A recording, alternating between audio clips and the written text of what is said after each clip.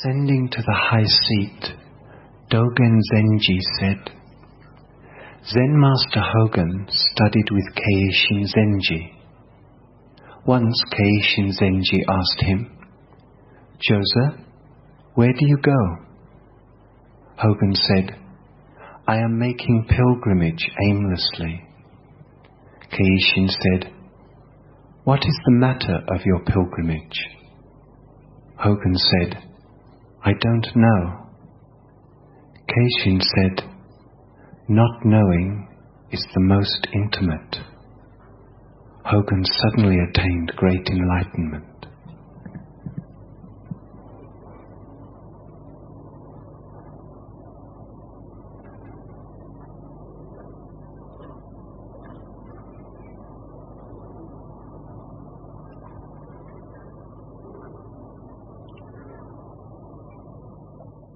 Zen is just Zen.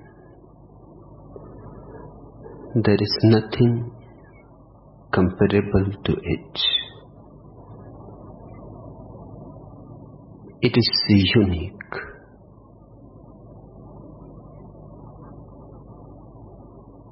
Unique in the sense that it is the most ordinary and yet the most extraordinary phenomenon that has happened to human consciousness. It is the most ordinary because it does not believe in knowledge. It does not believe in mind. It is not a philosophy, not a religion either.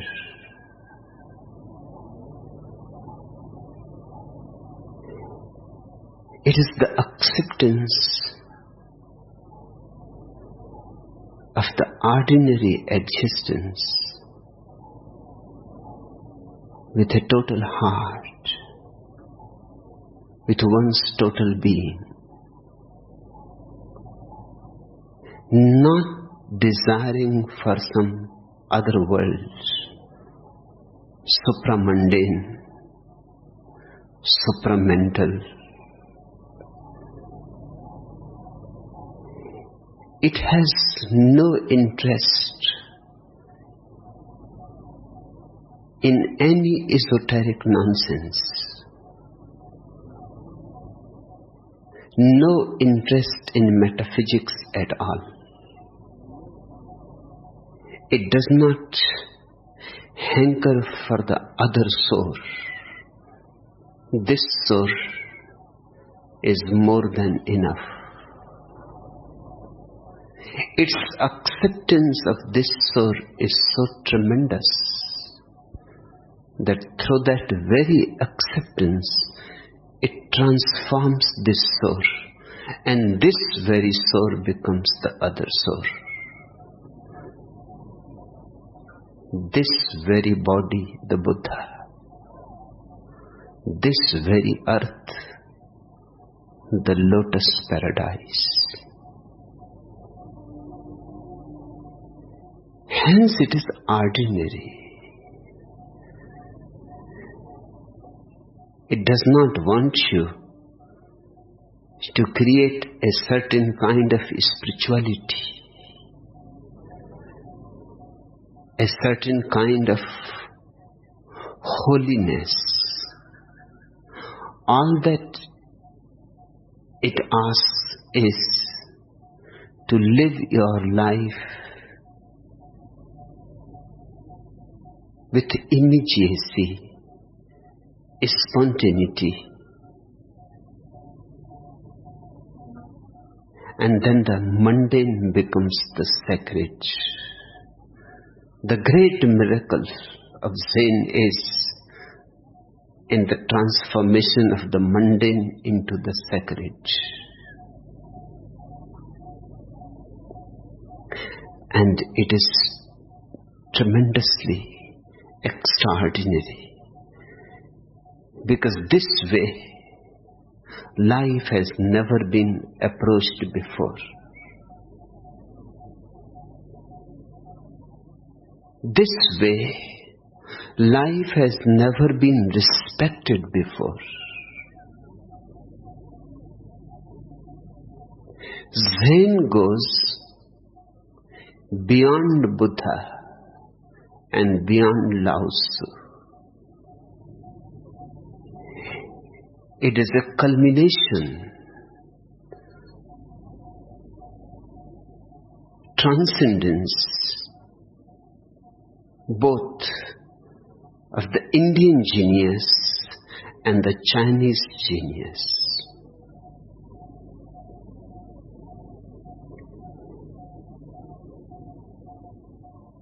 Indian genius reached its highest peak in Gautam the Buddha,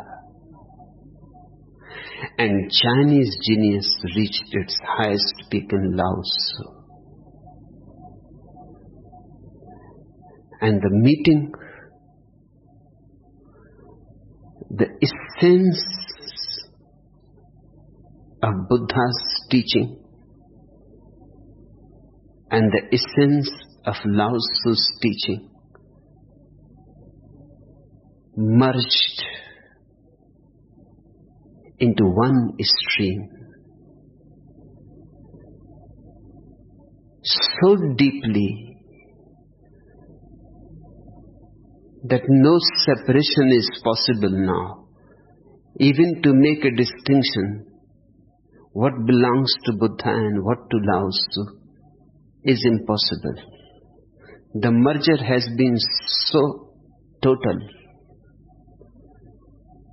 It is not only a synthesis, it is an integration. Out of this meeting, Zen was born. Zen is neither Buddhist nor Taoist, and yet both. To call Zen Buddhism is not right, because it is far more. Buddha is not so earthly as Zen is. A Lao Tzu is tremendously earthly. But Zen is not only earthly. Its vision transforms the earth into heaven. A Lao Tzu is earthly. Buddha is unearthly. Zen is both, and in being both, it has become the most extraordinary phenomenon.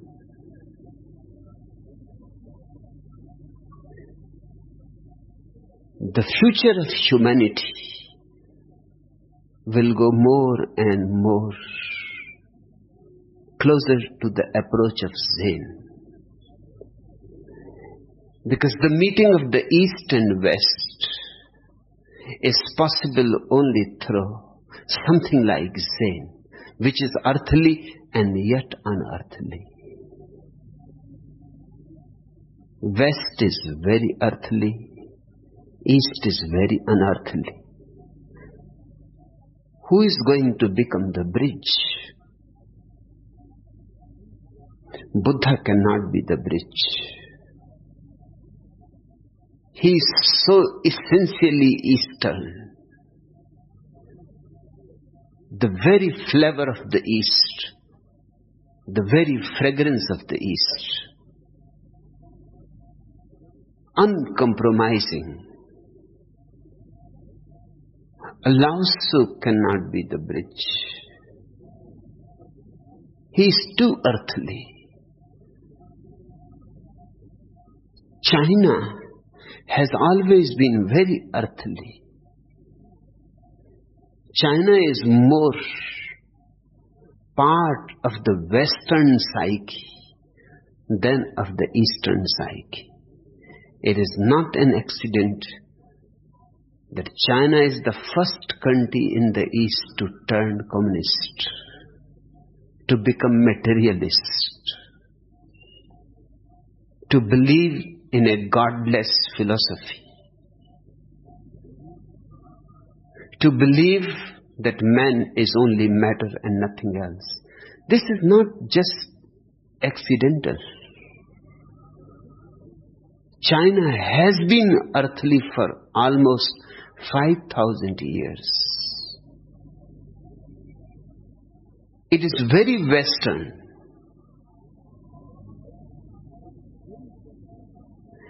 Hence, Lao Tzu cannot become the bridge. He is more like Zorba the Greek.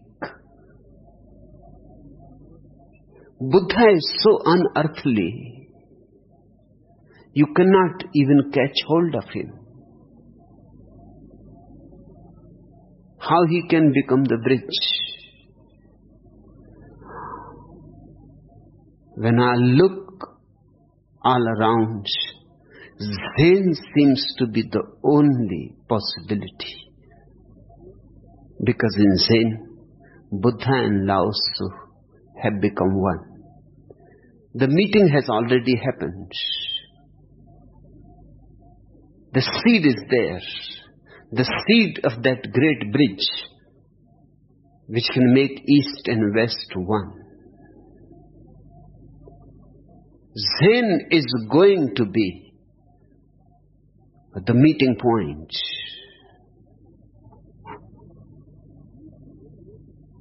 It has great future, a great past and a great future.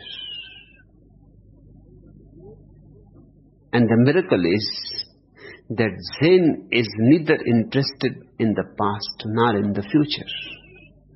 Its total interest is in the present.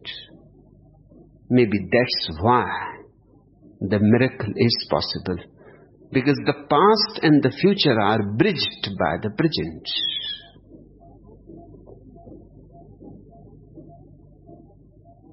The present is not part of time.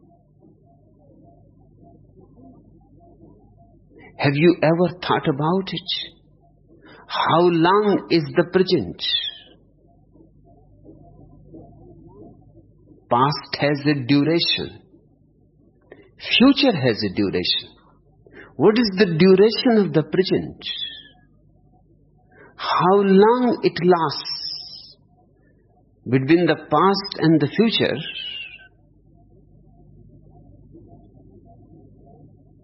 Can you measure the present? It is immeasurable. It is almost not. It is time not at all. It is the penetration of eternity into time. And Zen lives in the present. The whole teaching is how to be in the present. How to get out of the past which is no more. And how not to get involved into the future which is not yet.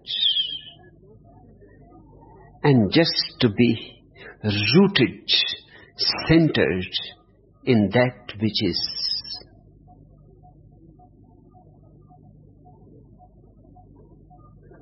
The whole approach of Zen is of immediacy. But because of that, it can bridge the past and the future. It can bridge many things. It can bridge the past and the future. It can bridge the East and the West. It can bridge body and soul. It can bridge the unbridgeable worlds, this world and that, the mundane and the sacred. Before we enter into this small anecdote, few things will be good to understand. The first, The masters do not tell the truth. Even if they want, they cannot. It's impossible. Then what is their function? What they go on doing? They cannot tell the truth, but they can call forth the truth, which is fast asleep in you. They can provoke it. They can challenge it. They can shake you up. They can wake you up. They cannot give you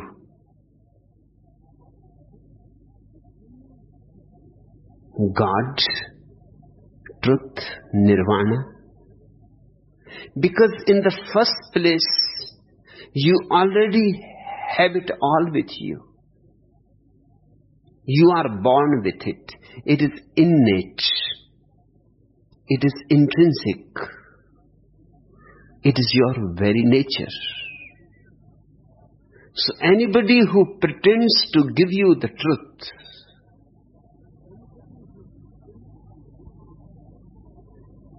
is simply exploiting your stupidity, your gullibility. He is cunning. Cunning and utterly ignorant too. He knows nothing. Not even a glimpse of truth has happened to him. He is a pseudo-master. Truth cannot be given.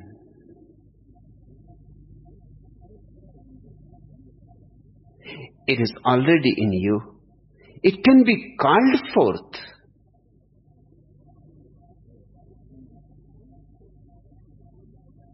It can be provoked. A context can be created. A certain space can be created in which it rises in you and is no more asleep, becomes awakened. The function of the master is far more complex than you think. It would have been far easier, simpler, if truth could be conveyed. It cannot be conveyed. Hence, indirect ways and means have to be devised.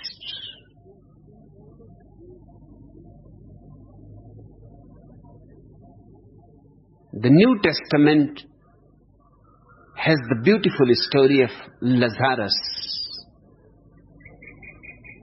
Christians have missed the whole point of it.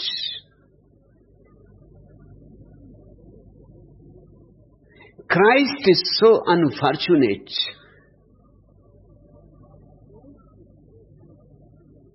He has fallen in wrong company. Not even a single Christian theologian has been able to discover the meaning of the story of Lazarus, his death and resurrection. Lazarus dies. He is the brother of Mary Magdalene and Martha, and a great devotee of Jesus. Jesus is far away. By the time he gets the information and the invitation that come immediately,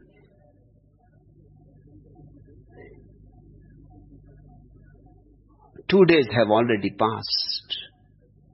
And by the time he reaches to the Lazarus place, 4 days have passed.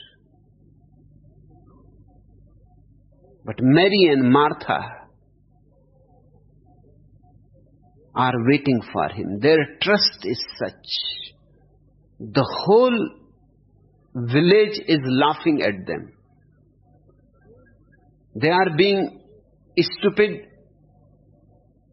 in others' eyes because they are keeping the corpse in a cave. They are watching day in, day out, guarding the corpse. The corpse has already started stinking. It is deteriorating.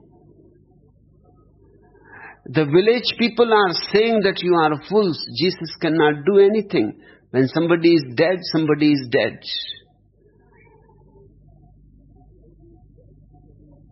Jesus comes. He goes to the cave. He does not enter into the cave. He stands out and calls forth Lazarus. The people had gathered. They must be laughing. This man seems to be crazy. Somebody says to him that, what are you doing?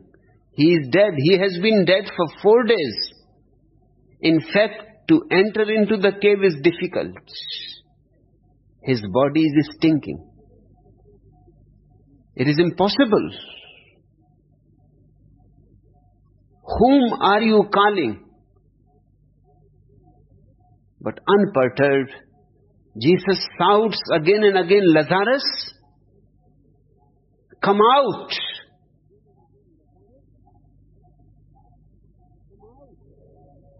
And the crowd is in a great surprise. Lazarus walks out of the cave, shaken, shocked, as if out of a great slumber, as if he had fallen into a coma.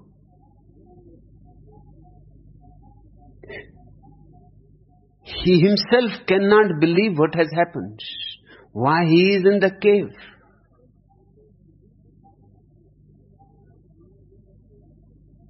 This, in fact, is just a way of saying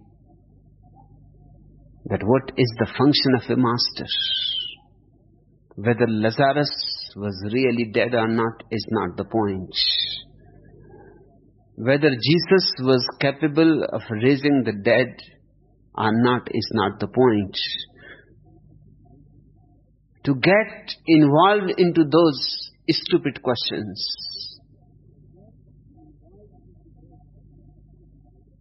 is absurd. Only scholars can be so foolish.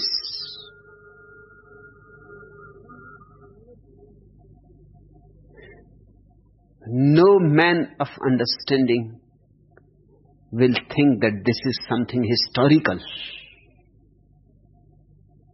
It is far more. It is not a fact. It is a truth. It is not something that happens in time. It is something more, something that happens in eternity. You are all dead. You are all in the same situation as Lazarus. You are all living in your dark caves. You are all stinking and deteriorating. Because death is not something that comes one day suddenly. You are dying every day. Since the day of your birth, you have been dying. It is a long process. It takes 70, 80, 90 years to complete it. Each moment something of you dies. Something in you dies. But you are absolutely unaware of the whole situation. You go on as if you are alive. You go on living as if you know what life is. The function of the master is to call forth, Lazarus, come out of the cave. Come out of your grave. Come out of your death. The master cannot give you the truth, but he can call forth the truth. He can stir something in you. He can trigger a process in you which will ignite a fire, a flame.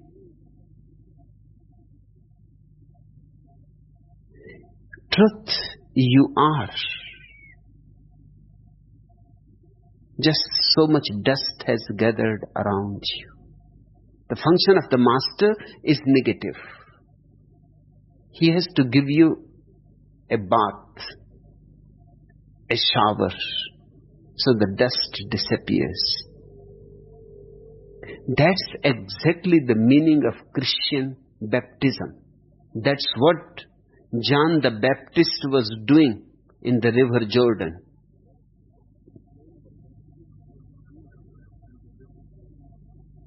But people go on misunderstanding. Today also baptism happens in the churches.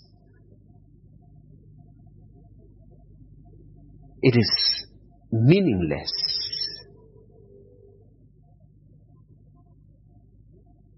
John the Baptist was preparing people for an inner bath. When they were ready, he will take them symbolically into the river Jordan. That was only symbolical. Just as your orange cloths are symbolical. That bath in the river Jordan was symbolical. Symbolical that the master can give you a bath. He can take the dust of the centuries away from you. And suddenly, all is clear. All is clarity. That clarity is enlightenment. The great Master Dai says, all the teachings of the sages, of the saints, of the masters have expounded no more than this. They are commentaries on your sudden cry, this.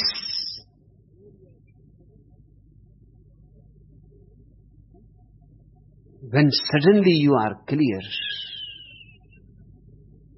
and a great joy and rejoicing arises in you, and your whole being, every fiber of your body, mind and soul, dances, and you say, this.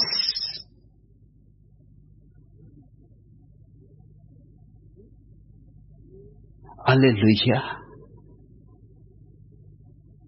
A great shout of joy arises in your being. That is enlightenment. Suddenly stars come down from the rafters.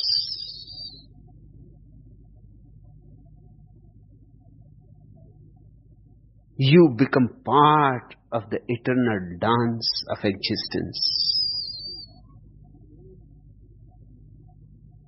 Auden says, dance till the stars come down from the rafters. Dance, dance, dance till you drop. Yes, it happens. It is not something that you have to do. It is something that even if you want not to do, you will find it impossible. You will find it impossible to resist. You will have to dance. The beauty of this, the beauty of now, the joy that existence is, and the closeness of it. Yes, stars come down from the rafters. They are so close, you can just touch them. You can hold them in your hands.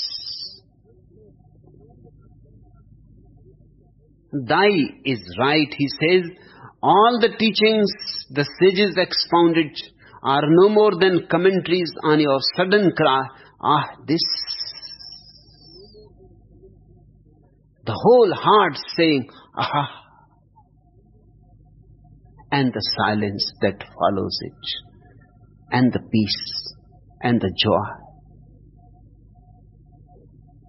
and the meeting, and the merger, and the orgasmic experience, the ecstasy. Masters don't teach the truth. There is no way to teach it. It is a transmission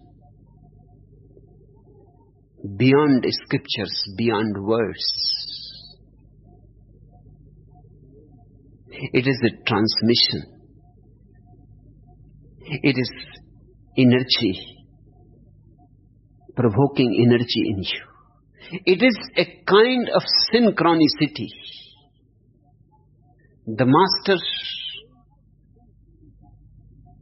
has disappeared as an ego. He is pure joy. And the disciple sits by the side of the master. Slowly, slowly, partaking of his joy, of his being. Eating and drinking out of that eternal, inexhaustible source. Es Dhammo Sanantano. And one day, and one cannot predict when that day comes. It is unpredictable. One day suddenly, it has happened. A process has started in you.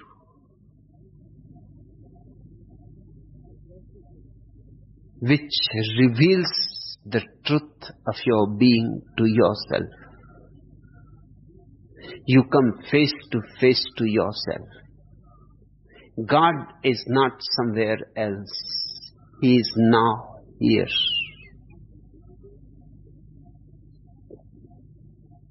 The masters illuminate and confirm realization. They illuminate in 1,001 ways.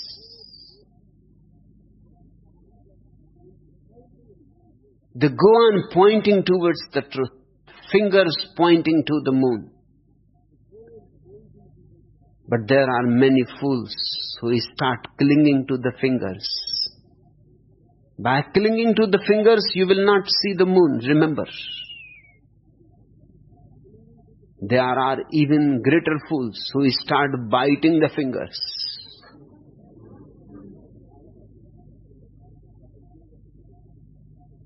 That is not going to give you any nourishment. Forget the finger and look where it is pointing at. The masters illuminate. They shower great light. They are light. They shower great light on your being. They are like a searchlight. They focus their being on your being. You have lived in darkness for centuries, for millions of lives. Suddenly, a master's searchlight starts revealing few forgotten territories in you. They are within you. The master is not bringing them. He is simply bringing his light. He is focusing himself on you. And the master can focus only unless the disciple is open, unless the disciple is surrendered, unless the disciple is ready to learn, not to argue, unless the disciple has come not to accumulate knowledge, but to know truth, unless the disciple is not only curious, but is a seeker and is ready to risk all. Even if life has to be risked and sacrificed, the disciple is ready. In fact, when you risk your sleepy life, you sacrifice your sleepy life, you attain to a totally different quality of life, the life of light, of love, the life which is beyond death, beyond time, beyond change. They illuminate and confirm realization. First, the master illuminates the way, the truth that is within you. And secondly, when you realize it, when you recognize it,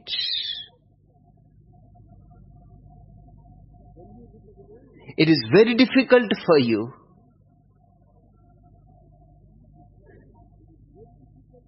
to believe that you have attained it.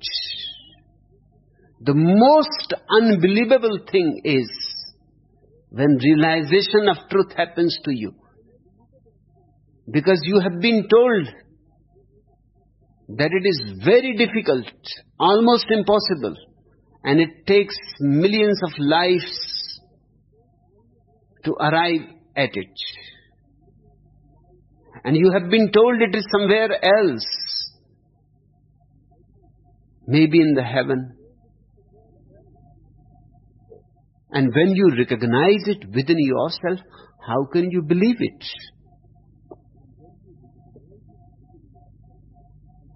The master confirms it.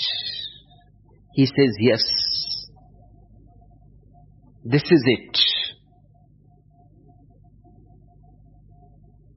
His confirmation is as much needed as his illumination. He begins by illuminating and he ends by confirmation. The masters are evidence of truth, not its proof.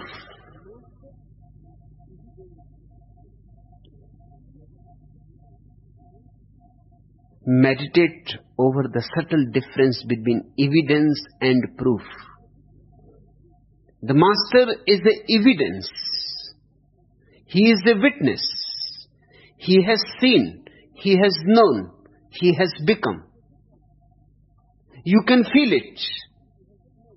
The evidence can be felt. You can come closer and closer.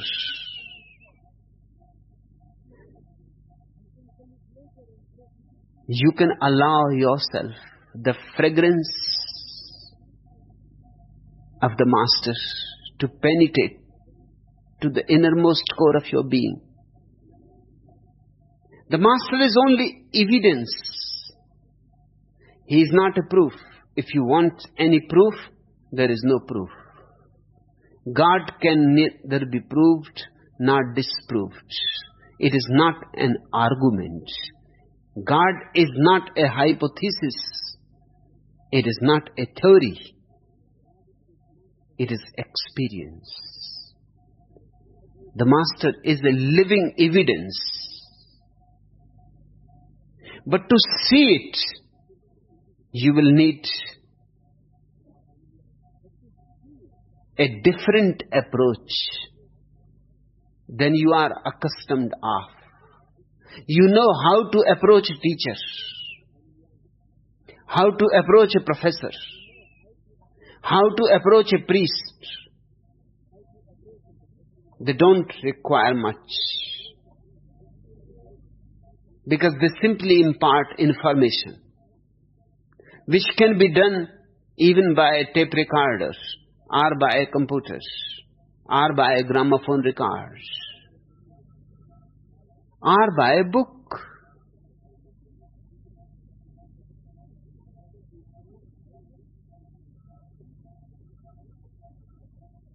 I was a student in the university. I never attended the classes of my professors. Naturally, they were offended. And one day the head of the department called me and he said, "Why you have joined the university? We never see you. You never attend any classes. And remember, when the examination time comes, don't ask for attendance, because 75% attendance is a must to enter into the examination."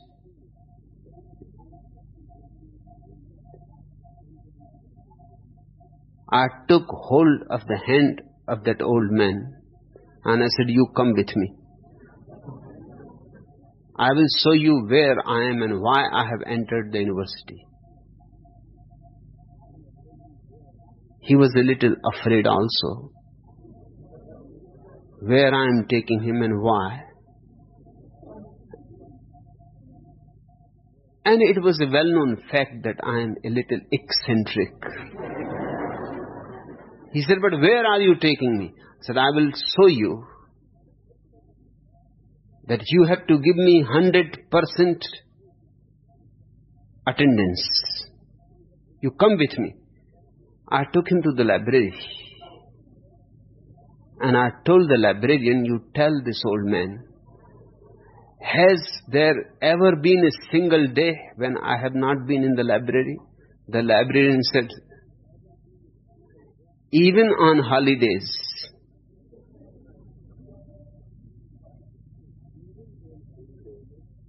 you have been here. If the library is not open, then this student goes on sitting in the garden of the library, but he comes. And every day we have to tell him that now please you leave, because it is closing time."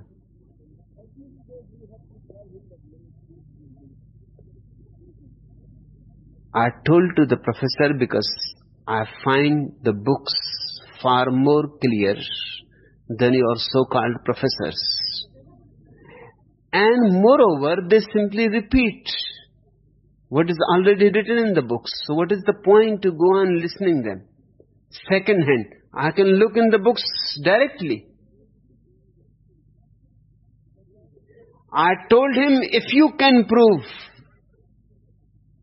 that your teachers are teaching something which is not in the books, then I am ready to come to the classes.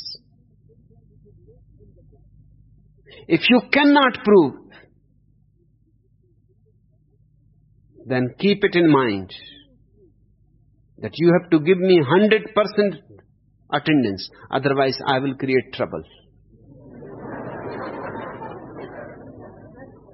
And I never went to ask him. He gave me 100% attendance. He followed the point. It was so simple. He said, "You are right. Why listen to second-hand knowledge? You can go directly to the books. I know those professors. I myself am just a gramophone record." The truth is, he said to me, that for 30 years I have not read anything. I just go on using my old notes. For 30 years he has been teaching the same thing again and again and again. And in 30 years' time, millions of books have been published. You know how to approach a teacher. You know how to approach a book. You know how to approach dead information. But you don't know how to approach a master. It is a totally different way of communing. It is not communication. It is communion. Because the master is not a proof, but an evidence. He is not an argument for God. He is a witness for God. He does not possess great knowledge about God. He knows. He is not knowledgeable. He simply knows. Remember, to know about is worthless. The word about means around. To know about something means go on moving in circles, around and around. The word about is beautiful. Whenever you read about, read around. When somebody says, I know about God, read. He knows around God. He goes in a circle. And real knowing is never about, never around. It is direct. It is a straight line. Jesus says, straight is the path.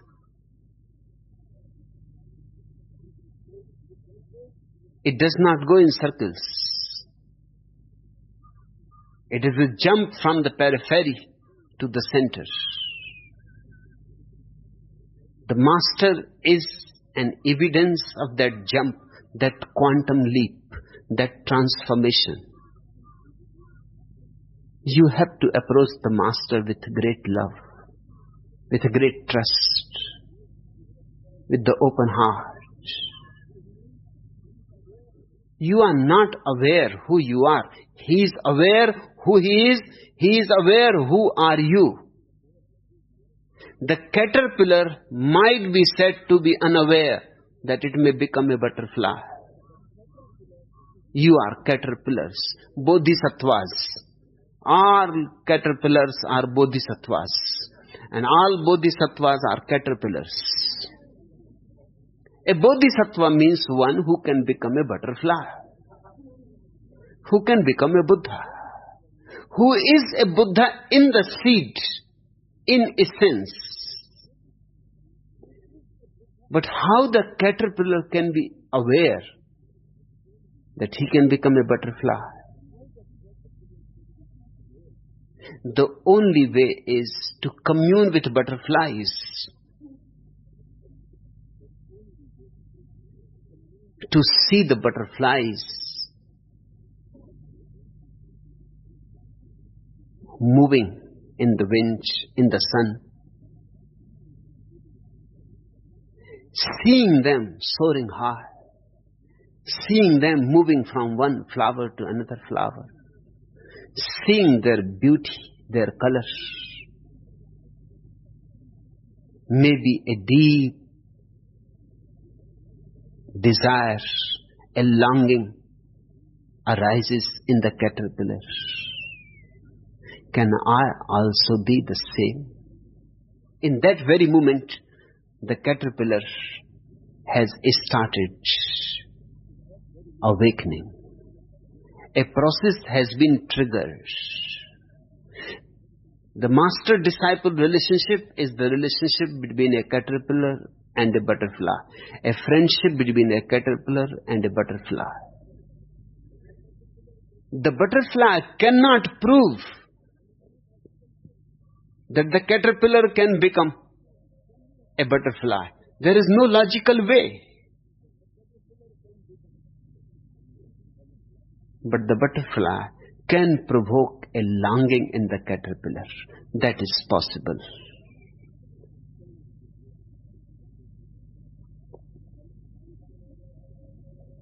The Master helps you to reach to your own experience. He does not give you the Vedas, the Quran, the Bible. He throws you to yourself. He makes you aware of your inner sources. He makes you aware of your own juice, of your own godliness. He liberates you from the scriptures.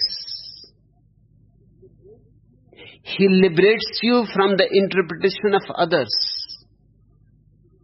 He liberates you from all belief.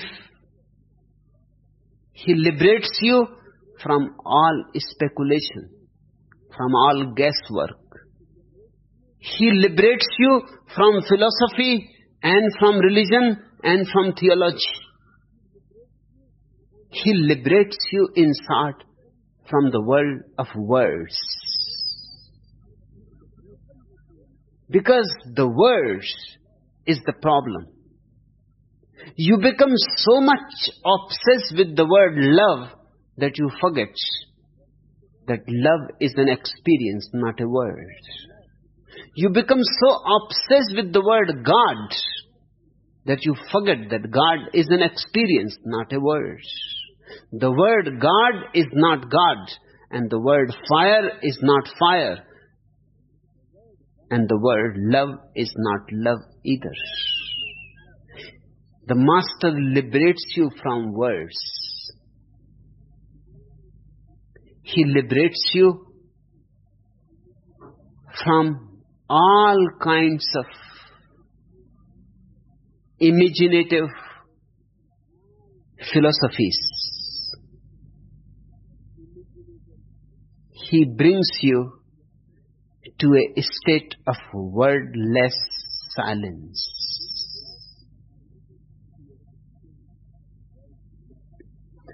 The failure of religion and philosophy is that they all become substitutes for real experience.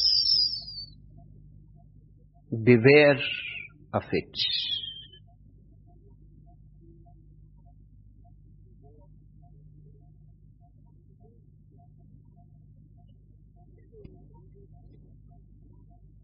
Merlin and Florence, two Denver secretaries, were chatting over lunch.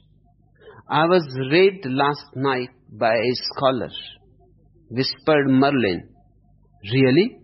Said Florence. How did you know he was a scholar? I had to help him.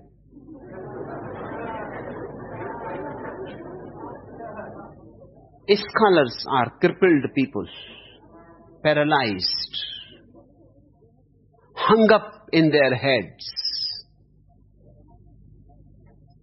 They have forgotten everything except words. They are great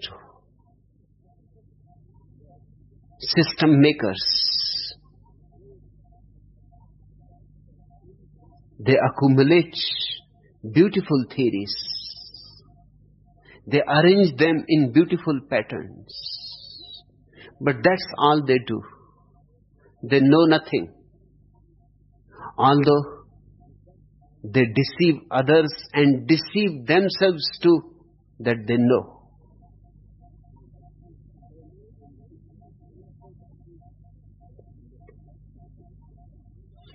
A man went into a restaurant to have some lunch, and when the waiter came, he said, I will have a plate of kidneys, please.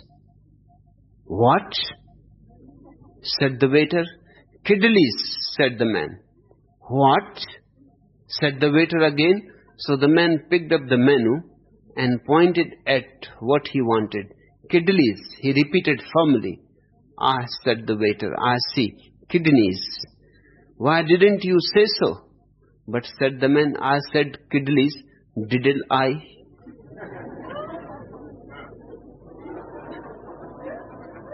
It is very difficult to pull them out.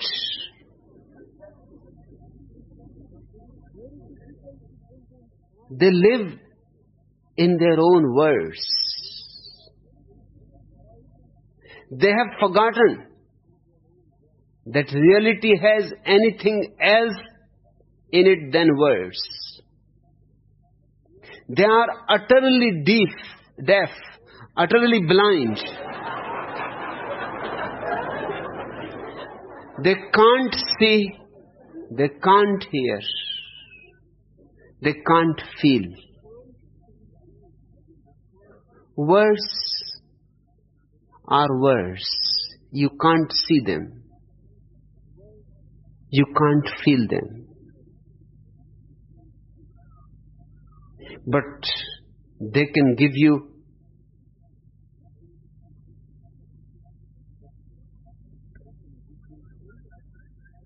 great ego. A cannibal rushed into his village to spread the word that a hunting party had captured a Christian theologian. "Good," said one of the cannibals enthusiastically. "I have always wanted to try a bologna sandwich."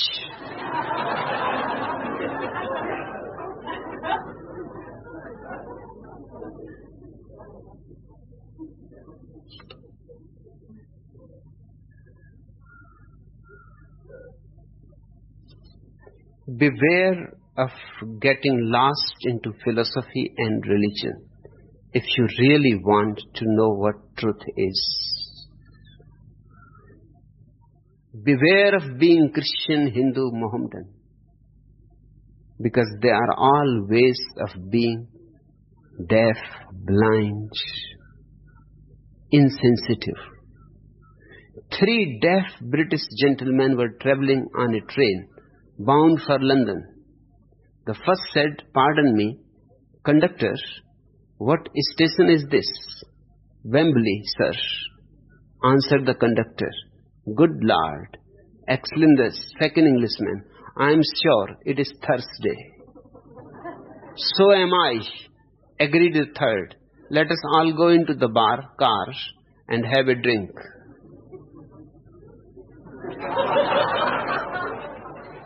That's how it goes on between professors, philosophers, theologians. They can't hear what is being said. They have their own ideas, and they are so full of them. So many thick layers of words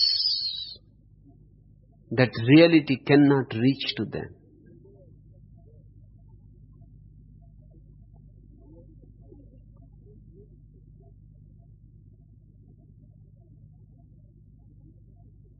Zen says,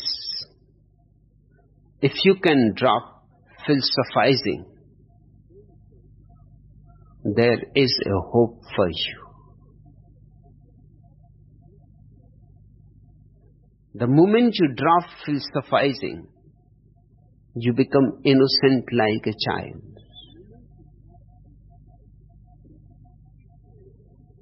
But remember, the Zen emphasis on not knowing does not mean that it emphasizes ignorance. Not knowing is not ignorance. Not knowing is a state of innocence. There is neither knowledge nor ignorance. Both have been transcended.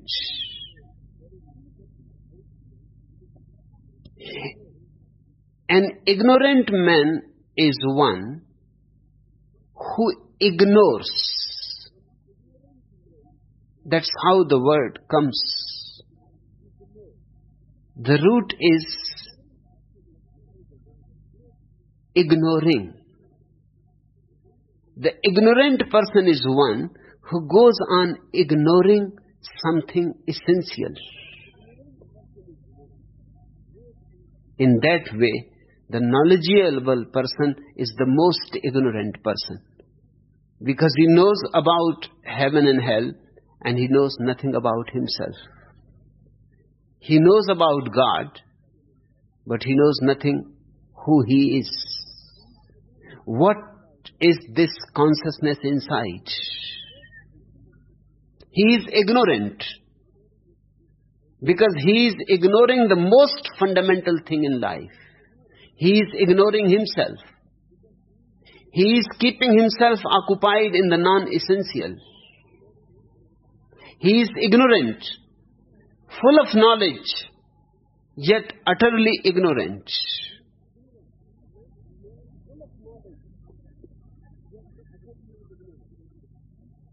Not knowing simply means a state of no mind. Mind can be knowledgeable, mind can be ignorant. If you have little information, you will be thought ignorant. If you have more information, you will be thought knowledgeable. Between ignorance and knowledge, the difference is of quantity, of degrees. The ignorant person is less knowledgeable. That's all. The very knowledgeable person may appear to the world as less ignorant. But they are not different. Their qualities are not different. Zen emphasizes the state of not knowing. Not knowing means one is neither ignorant nor knowledgeable. One is not knowledgeable because one is not interested in mere information. And one is not ignorant because one is not ignoring. One is not ignoring the most essential quest. One is not ignoring his own being, his own consciousness. Not knowing has a beauty of its own, a purity. It is just like a pure mirror. A lake utterly silent, reflecting the stars and the trees on the bank.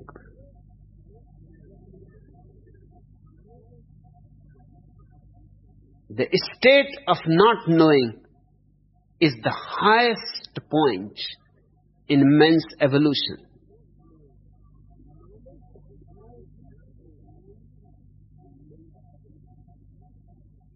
Knowledge is introduced to the mind after physical birth.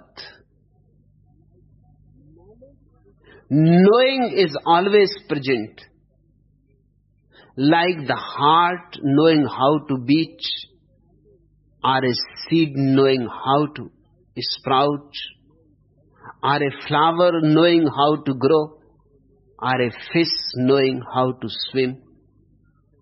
And it is quite other than knowing about things. So please make a distinction between knowledge and knowing. The state of not knowing is really the state of knowing.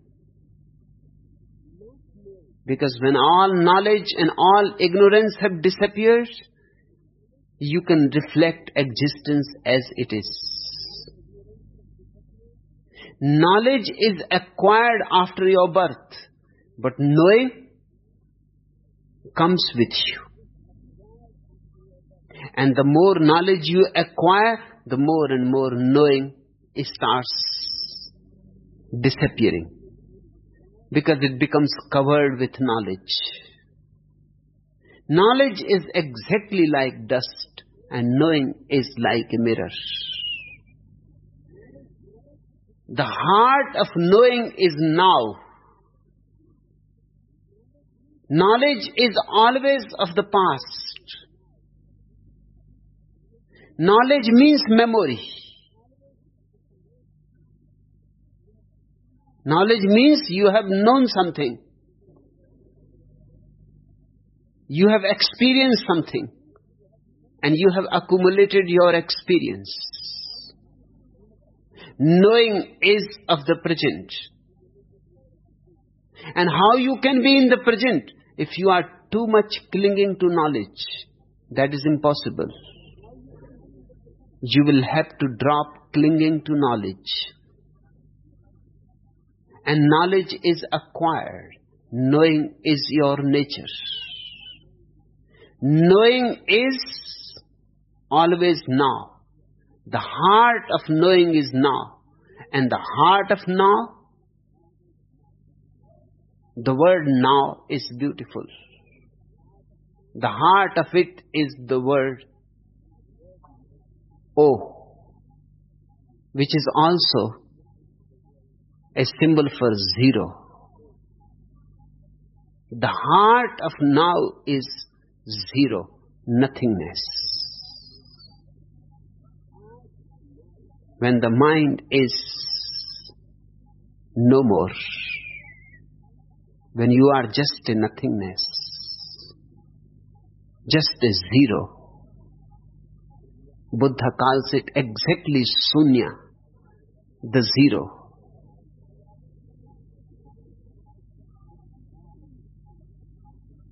Then everything that surrounds you, all that is within and without, is known. But known not as knowledge. Known in a totally different way, the same way that the flower knows how to open, and the fish knows how to swim, and the child knows in the mother's womb how to grow, and you know how to breathe, even while asleep. Even in a coma, you go on breathing, and the heart knows how to beat. This is a totally different kind of knowing. So intrinsic, so internal. It is not acquired. It is natural. Knowledge is got in exchange of knowing. And when you have got knowledge, what happens to knowing? You forgot knowing.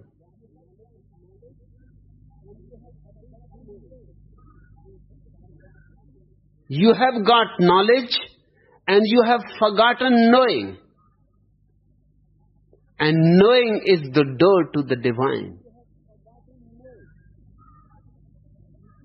Knowledge is a barrier to the divine. Utility is there of knowledge in the world. Yes, it will make you more efficient, skillful, a good mechanic, this and that. You may be able to earn in a better way. All that is there, and I am not denying it. And you can use knowledge in that way. But don't let knowledge become a barrier to the divine. Whenever knowledge is not needed, put it aside and drown yourself into a state of not knowing, which is also a state of knowing, real knowing.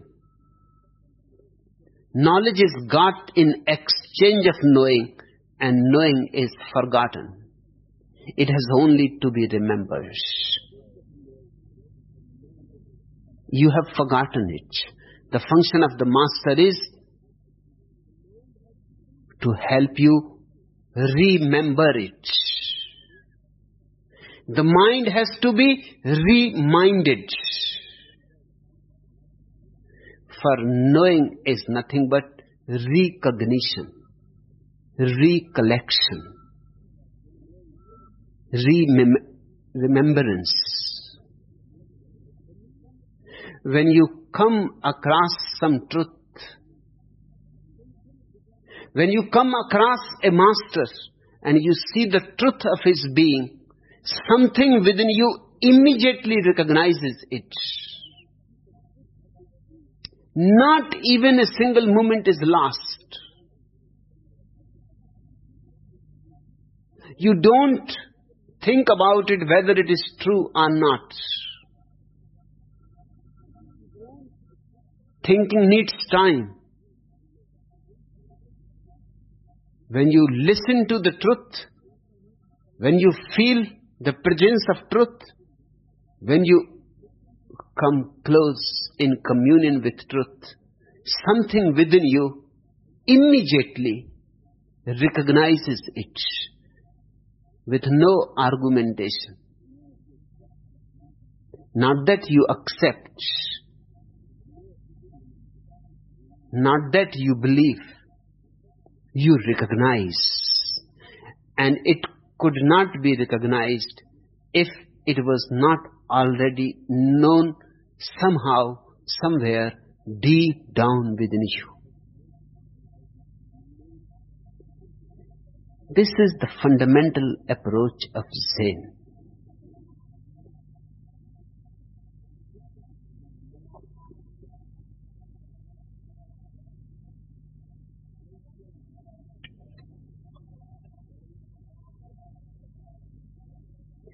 Has your baby brother learned to talk yet? Sure, replied little Mike. Now mommy and daddy are teaching him to keep quiet.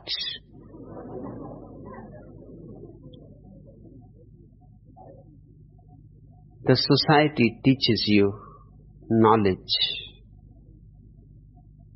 So many schools, colleges, universities, they are all devoted in creating knowledge, more knowledge, implanting knowledge into people. And the function of the master is just the opposite. What your society has done to you, the master has to undo it. His function is basically anti-social.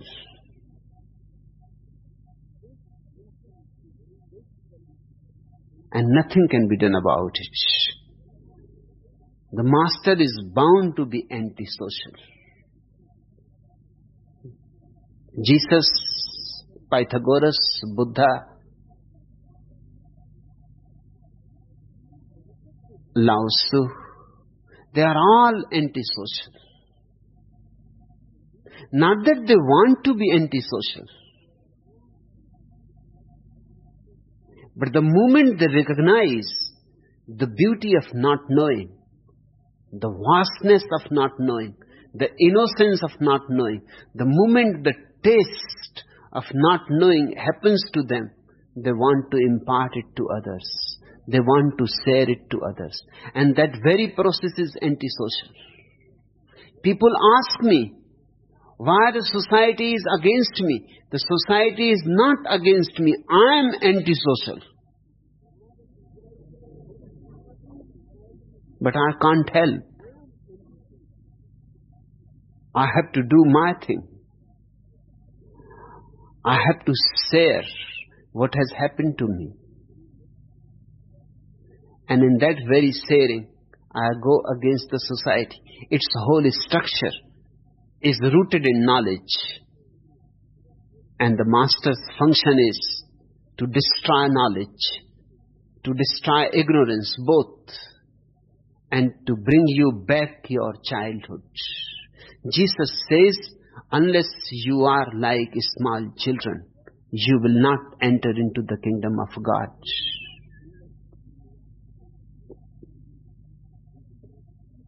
The society, in fact, makes you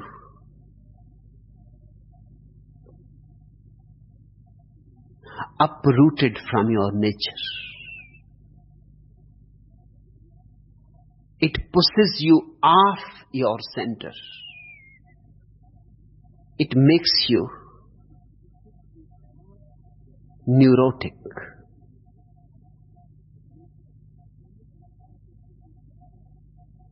Conducting a university course A famous psychiatrist was asked by a student, "Sir, you have told us about the abnormal person and his behavior, but what about the normal person?"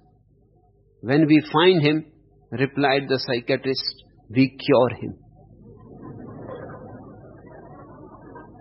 The society goes on curing normal people. Every child is born normal, remember. Then the society cures him. Then he becomes abnormal. He becomes Hindu, Mohammedan, Christian, Communist, Catholic. There are so many kinds of neurosis in the world. You can choose. You can shop. Whatever kind of neurosis you want. Society creates all kinds, in all sizes and shapes. Neuroses are available to everybody's liking.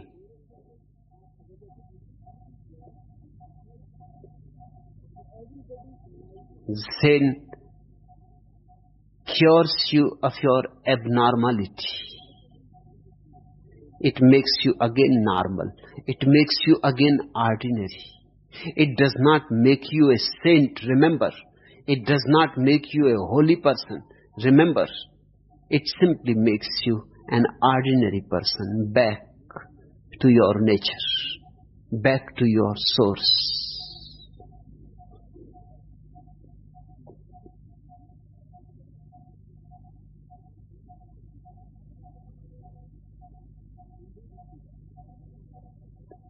This beautiful anecdote.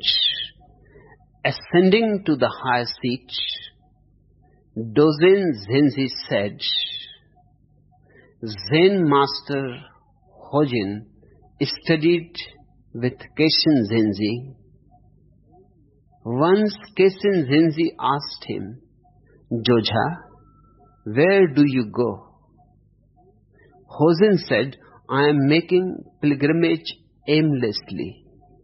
Kenshin said, "What is the matter of your pilgrimage?" Hojin said, "I don't know." Kenshin said, "Not knowing is the most intimate." Hojin suddenly attained great enlightenment. Now, meditate over each word of this small anecdote. It contains all the great scriptures of the world. It contains more than all the great scriptures contain. Because it contains also not knowing. Ascending to the high seat.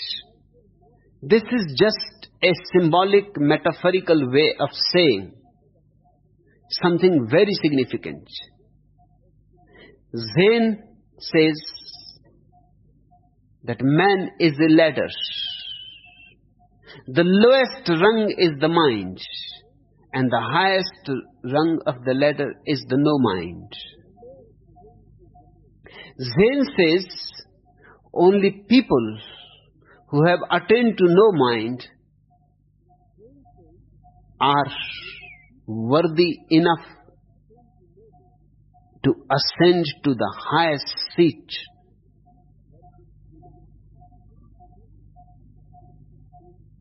And speak to people. Not everybody. It is not a question of a priest or a preacher. Christians train preachers. They have theological colleges where preachers are trained.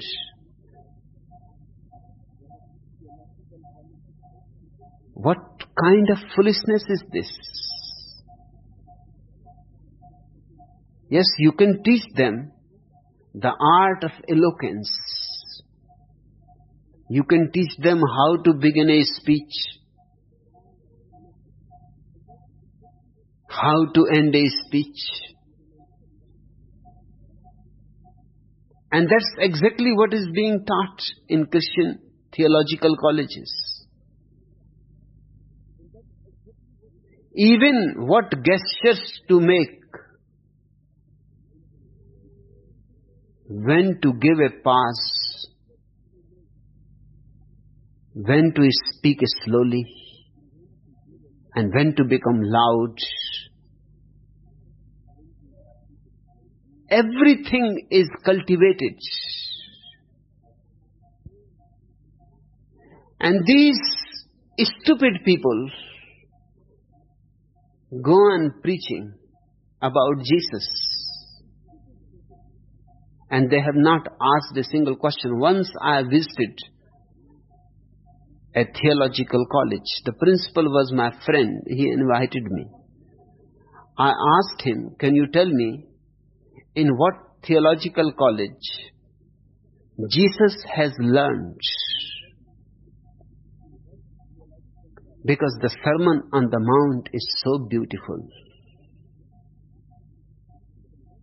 He must have learned in some theological college.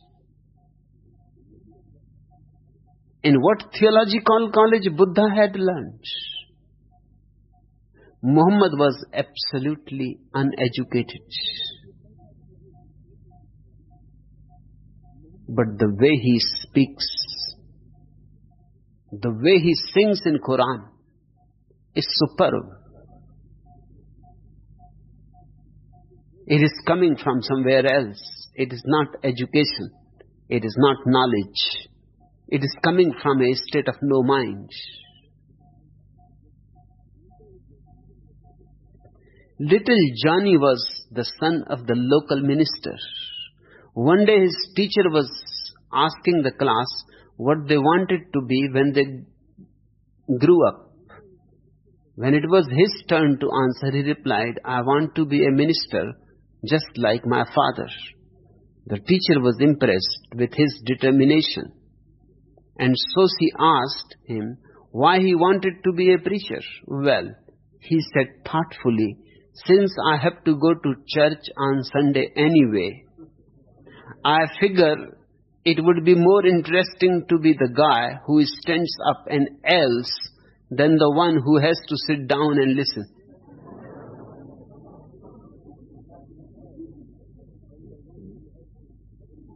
You can create preachers, but you cannot create masters.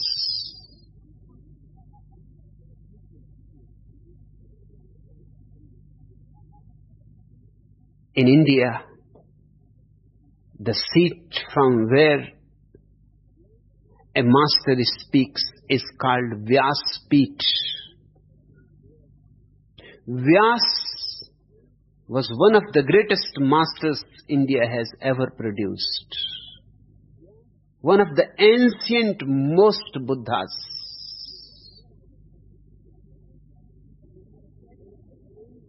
He was so influential. His impact was so tremendous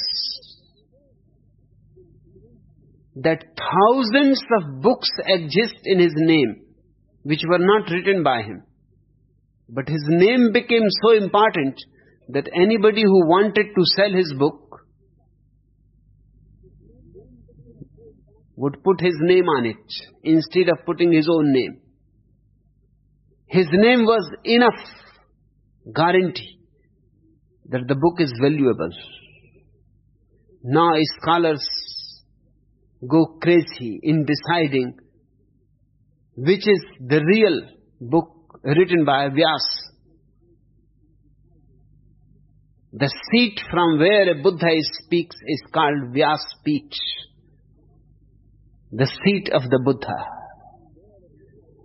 Nobody else is allowed to ascend on the seat unless one has attained to the no mind. Ascending to the high seat is a metaphor. It says the man has attained to the state of no mind. He has attained the state of not knowing, which is true knowing. Dozen Zenji said, Zen master, Hosen studied with Kesin Zenzi. Once Kesin Zenzi asked him, Josa, where do you go? This is a Zen way of saying, what is your goal in life? Where are you going? It also implies another question, from where are you coming? What is the source of your life? It also implies, who are you? Because if you can answer where you are coming from and where you are going to, that means you must be knowing who are you. Three most important questions. Who am I? From where I come from and to where I am going to.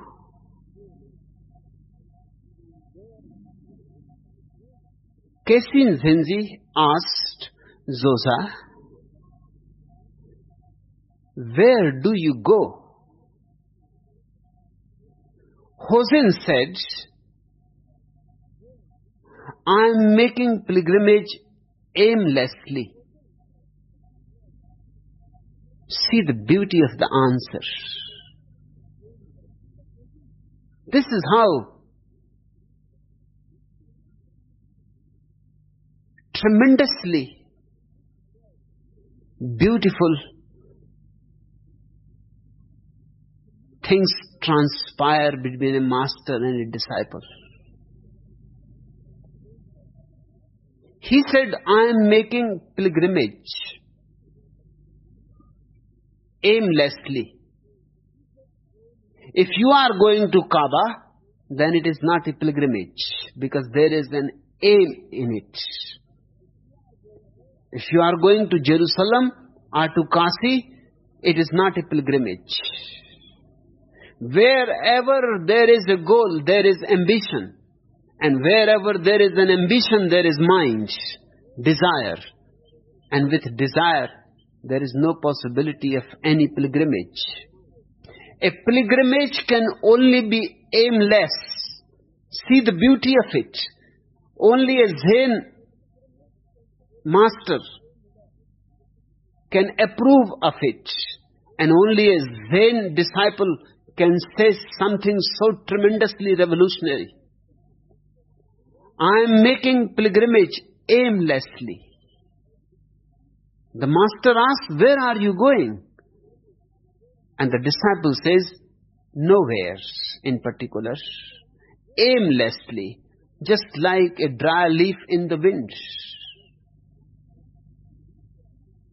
Wherever the wind takes it. To the north, then north is beautiful. To the south, then the south is beautiful.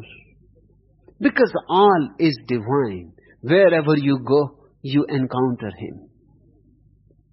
There is no need of having any aim. The moment you have any aim, you become tense.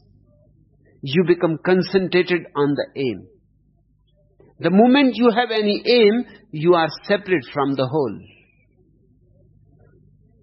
You have a private goal. And to have a private goal is the root of all ego. Not to have a private goal is to be one with the whole. And to be one with the whole is possible only if you are aimlessly wandering. A Zen person is a wanderer, aimlessly,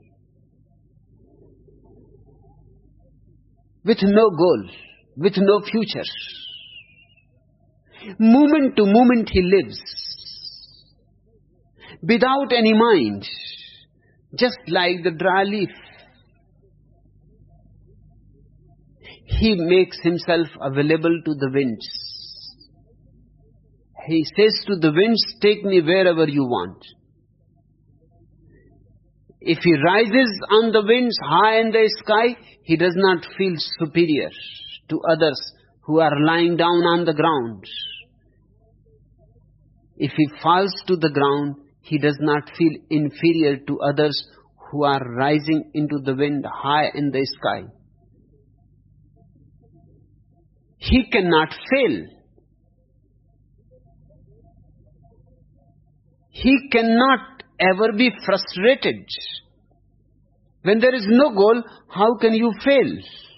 And when you are not going anywhere in particular, how can you be in frustration? Expectation brings frustration. Private ambitions bring failures. The Zen person is always victorious, even in his failure.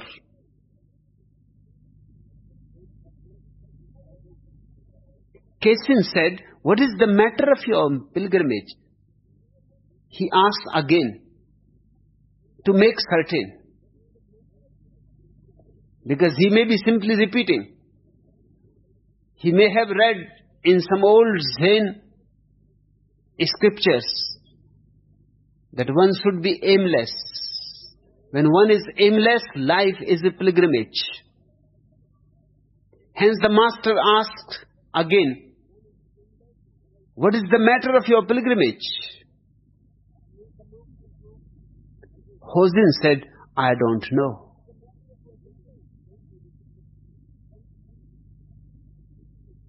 Now, if Hojin was only repeating some knowledge gathered from scriptures or others, he would have again answered the same thing, maybe paraphrased in a different way. He would have been like a parrot. The master is asking the same question, but the answer has changed, totally changed. He simply says, "I don't know."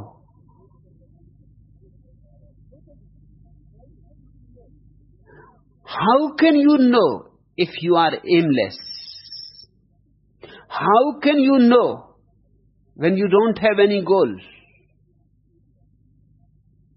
How you can be when there is no goal? The ego can exist only with goals, ambitions, desires. Hojin said, "I don't know." His answer, his response is not parrot-like.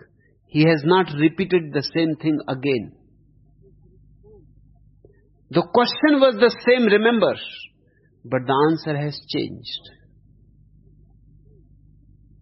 That's the difference between a knowledgeable person and a man of knowing, the wise man, who functions out of a state of not knowing. "I don't know." Keshin must have been tremendously happy. He said, "Not knowing is the most intimate. Knowledge creates a distance between you and reality. The more you know, the bigger is the distance. So many books between you and reality. If you have crammed the whole Encyclopedia Britannica, then so much distance between you and reality. Unless reality tries to find you through the jungle of Encyclopedia Britannica, or you try to find reality through the jungle of Encyclopedia Britannica, there is not going to be any meeting. The more you know, the greater is the difference, the distance.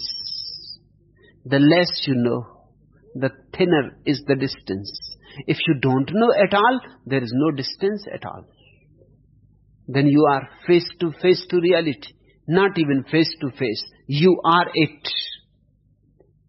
That's why the master said, not knowing is the most intimate.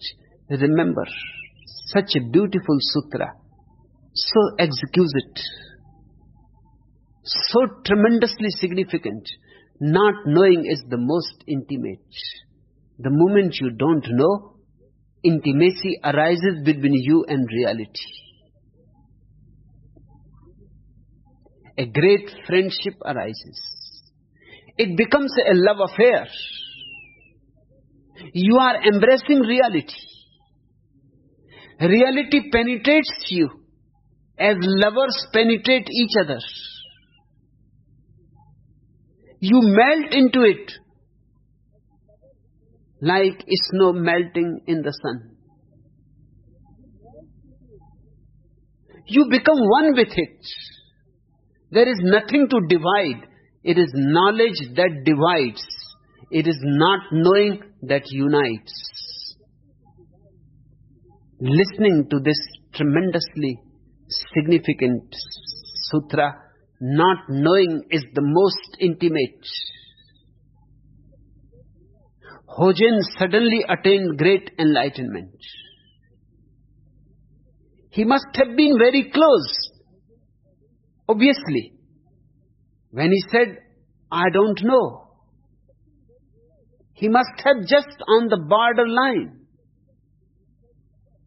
When he said, I am making pilgrimage aimlessly, he was just one step away from the borderline. When he said, I don't know, even that one step has disappeared. He is standing at the borderline.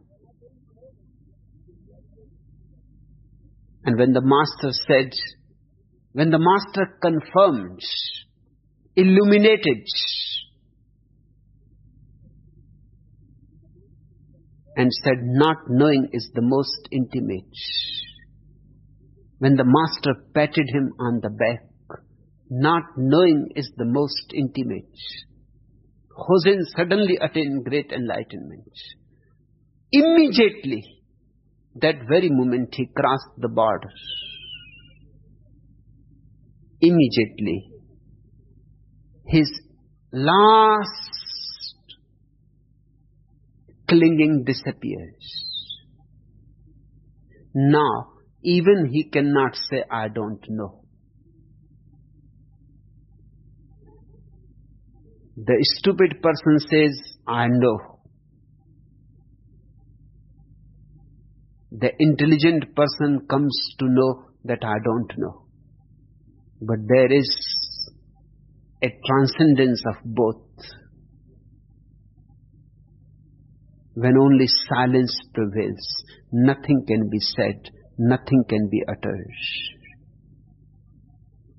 Hosen entered that silence, that great enlightenment, and suddenly, immediately, without a lapse of time,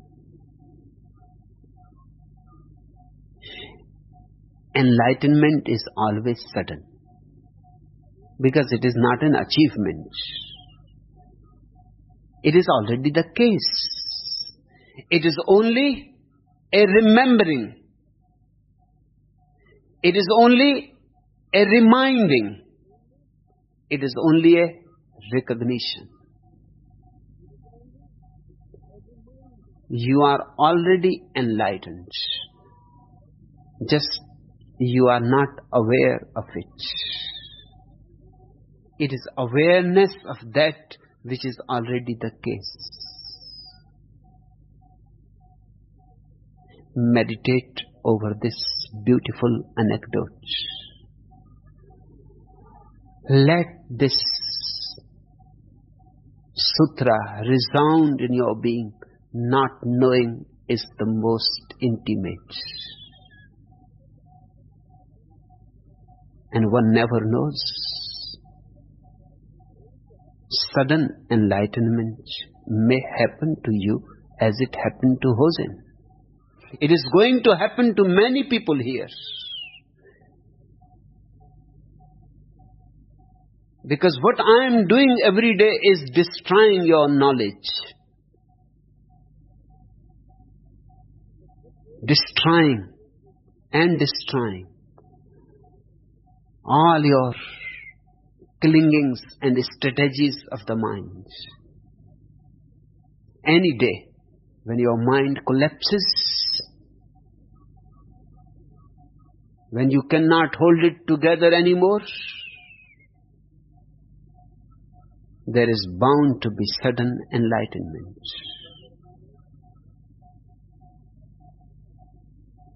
It is not an attainment, hence it can happen in a single moment, instantly. Society has forced you to forget it. My work here is to help you remember it.